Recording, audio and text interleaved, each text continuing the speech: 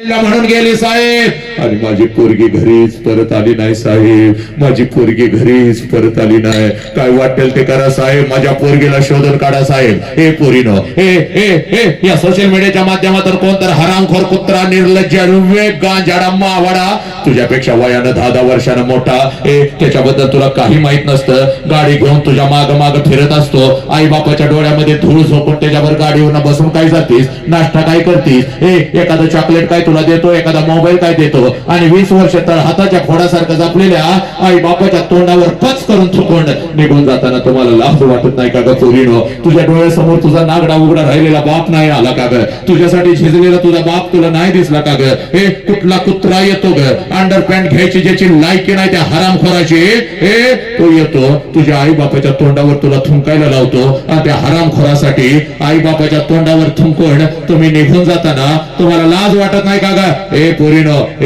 अर्धवट ठेचलेल्या सापासारखा तुझा आई बाप घरात तडपडत असतो की ग? ए पोरी, रस्त्यानं आणि गल्ली बोळातून असा फिरत असतो, गाव त्याच्याकडे दुवड दाखवत असतो, याचीच गेली र पोरगी, ए पोरी याचीच गेली र. जे पाहुणं पै तुझ्या आई बापाला कधी फोन करत नव्हतं ते सुद्धा फोन करतात की ग?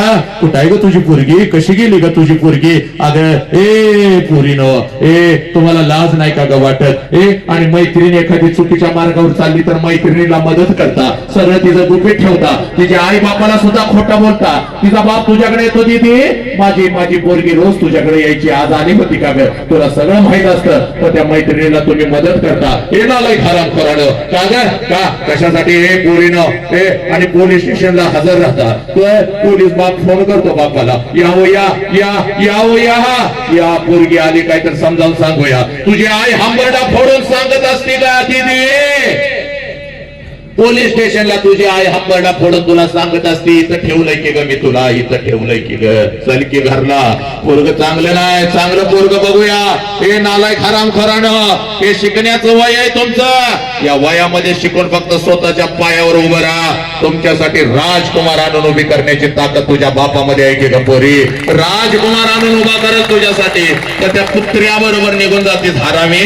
अगं तो कुत्रा तुझ्या आई बापाच्या तोंडावर तुला थुंकायला लावतो, तुझ्या तोंडावर नक्की थुंकणार बघ पोरी. तुझ्या शरीराचा उपभोग घेणार, तुला सोडून देणार बघ तो हरामखोर कुत्रा. ए पोरी, पोलीस स्टेशनला तुझी आई म्हणत असते, दीदी चल की ग, दीदी चल की ग, घरला चल की ग दीदी, तरी सुद्धा तुझ्यात काही फरक पडत नाही. तुझा बाप हंबरडा फोडत असतो. पोरी चल की गा पोरी चल की गा पोरी, पोरी चल की, तरी सुद्धा तुझ्यात काय फरक पडत नाही. आणि पोलिसांनाच उलट सांगते, ही कोण माणसं आहेत यांना मी ओळखत नाही म्हणून. हरामखोर. गावाच्या चौकात कोणी भज्याचा तुकडा दिला, गावाच्या चौकात कोणी भज्याचा तुकडा दिला तर मुठीमध्ये घेऊन येत होता की ग पोरी, तुझ्या मुखात अगोदर घालत होता की ग? त्या बापाला ओळखत नाही सगळं. कुत्रा कुठला आला 6 महिन्याचा, त्याची झाली तू? ना